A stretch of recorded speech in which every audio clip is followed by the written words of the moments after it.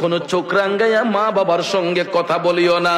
আর যার মা বাবা দুনিয়াতে নাই, তোমরা ওই মা বাবার কথা স্মরণ করে আমি আল্লাহর দরবারে ফরিয়াদ করো, ওয়া কুর রাব্বিরহামহুমা কামা রাব্বায়ানি সগীরা।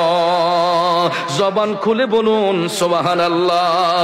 আল্লাহ বলে, সন্তান তুমি আমি মালিকের কাছে ফরিয়াদ করো, আল্লাহ গো আমার মা বাবার উপর তুমি রহম হইয়া যাও। যেমনি ভাবে ছোট্টবেলা আমার মা বাবা আমি সন্তানকে লালন পালন করেছে, আদর সোহাগ করেছে, আল্লাহ আমি কচি শিশুর মতো আমার মা বাবাকে তুমি লালন পালন করো।